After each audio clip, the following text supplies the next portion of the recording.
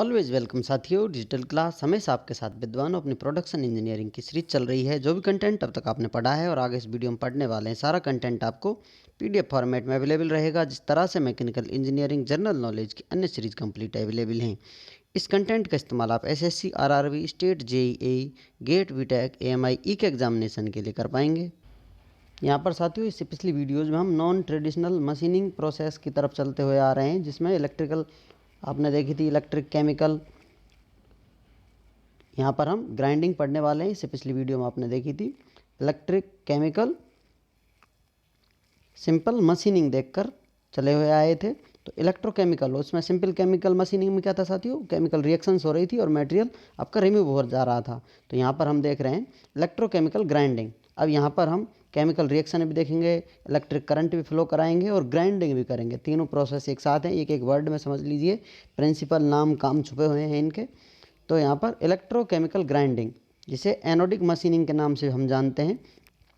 यहाँ पर एक व्हील होता है अपना, नॉन कंडक्टिव ग्रिट इसके ऊपर लगे हुए होते हैं। जो ग्रिट किसके होते हैं, एब्रेसिव जो पार्टिकल होते हैं उनको बाहर की तरफ चिपका दिया जाता है, जो कटाई घिसाई करते हैं। इस प्रकार से हटाने के लिए काम में लिए जाते हैं। सिंपल घिसाई यहाँ ऐसे नहीं होती कि मेटल को घिसकर काम में लिया जा रहा है, रिमूव किया जा रहा है। इसमें आप करंट भी फ्लो कराते हैं, इसको वोल्टेज करंट से जोड़ते हैं साथियों। तो यहाँ पर प्लस माइनस केमिकल रिएक्शंस होती हैं।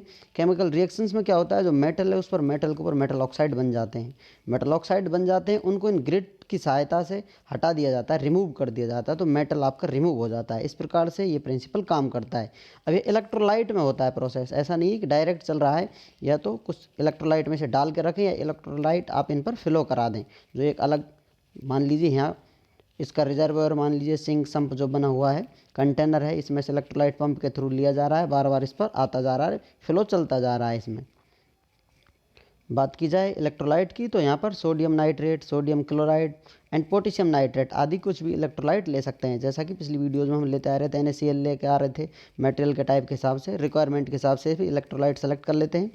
तो ये सब प्रोसेस चलता रहता है। अब यहाँ पर जो मेटल है, ये मेटलिक व्हील है, लेकिन इस पर नॉन कंडक्टिव जो एब्रेसिव पार्टिकल हैं, नॉन कंडक्टिव ग्रिट लगे हुए हैं। ये मेटालिक बॉन्डिंग से लगे हुए हैं। इन्हें जोड़ने के लिए समझ लीजिए मेटल में मिश्रण में इनको मिला दिया गया है, डाल दिया गया है और बाहर की तरफ चिपका दिया गया है।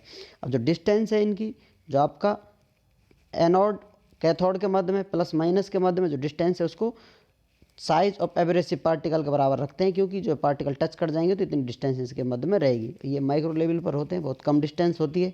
ये सब पिछली वीडियो जो हम जानते आ रहे हैं इसके बारे में। इस प्रोसेस को, इस मशीनिंग को इलेक्ट्रोलाइटिक ग्राइंडिंग के नाम से भी जानते हैं। यहाँ पर भी कोई स्पार्क जनरेट नहीं होता है, क्योंकि यहाँ पर लाइट आप फ्लो करा रहे हैं, इलेक्ट्रिक करंट है, केमिकल रिएक्शन हो रही है, जो मेटल ऑक्साइड बन जाएगा सरफेस पर ऊपर, उसको साफ करने के लिए यहाँ से रिमूव कर दिया जाएगा, हटा दिया जाएगा ग्राइंडिंग जो पार्टिकल हैं इनके द्वारा। तो यहाँ पर क्या है, वोल्टेज कम रखी जाती है, करंट को हाई रखा जाता है। Low voltage high current apply कर कर काम चला लेते हैं। मटेरियल रिमूवल मैकेनिज्म किस प्रकार का होता है साथियों, यहाँ पर शांति से काम होता रहता है, हीट जनरेशन नहीं होती, no heat generation, temperature rise नहीं होता। मेटल ऑक्साइड बनता है और उसको ग्रिटों के द्वारा साफ कर दिया जाता है, रिमूव कर दिया जाता है। कौन कौन से प्रोसेस होते हैं, किस प्रकार से होते हैं, surface change into metal oxide, surface metal oxide में चेंज होता है, which is ground away by abrasive particles या एब्रेसिव व्हील, जो कि बाहर कर दिया जाता है उस जगह से जो आपके ग्राइंडिंग व्हील लगा हुआ है, एब्रेसिव पार्टिकलों से बाहर कर दिया जाता है। तो इस प्रकार ग्राइंड कर दिया जाता है, तो मटेरियल रिमूव हो गया है। अब बात की जाए ज़्यादातर एप्लीकेशन कहाँ इस्तेमाल करते हैं जनरली, बाकी एप्लीकेशन आप कहीं भी इस्तेमाल कर सकते हैं। आपको बता दिया है क्या काम है, किस प्रकार से, किस वर्किंग प्रिंसिपल पर ये काम करता है, तो ये सब आपको पता चल ही गया है। तो कुछ एप्लीकेशन कहाँ देखने को मिल सकते हैं, कहाँ इस्तेमाल कर लेते हैं हम इस प्रोसेस का, सर्जिकल इंस्ट्रूमेंट बनाने में, grinding, cemented carbide, refractory materials, stainless steel and high alloy steel. High alloy steel जब बनती है साथियों, उसमें कुछ काट साट करनी हो, मटेरियल रिमूव करना हो, तो इस प्रकार के मेथड से, इस प्रोसेस से मशीनिंग कर कर हम काम चला लेते हैं विदाउट प्रोड्यूसिंग बर।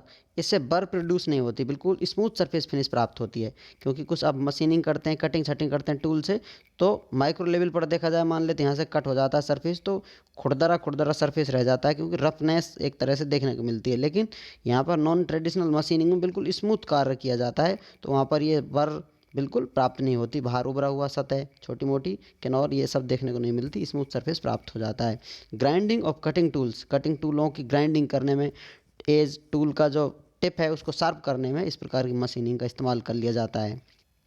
Grinding of cutting tools and tool tips जो कि हार्ड होती हैं उनको आसानी से कट कर लिया जाता है, उन पर मशीनिंग कर ली जाती है। उम्मीद करते हैं विद्वानों वीडियो में दी गई अब तक की जानकारी आपको अच्छे से समझ में आई होगी। अभी भी आपका कोई कन्फ्यूज़न है तो आप हमसे कमेंट कर पूछ सकते हैं साथियों। आप चाहें तो कॉन्टैक्ट कर सकते हैं, कॉन्टैक्ट लिंक आपको वीडियो डिस्क्रिप्शन में अवेलेबल रहेगा। वीडियो को अंत तक देखने के लिए, चैनल को सपोर्ट करने के लिए आपका दिल की गहराइयों से बहुत बहुत धन्यवाद। मिलते हैं नेक्स्ट वीडियो में, तब तक पढ़ते रहिए, व्यस्त रहिए, मस्त रहिए। जय हिंद, वंदे मातरम।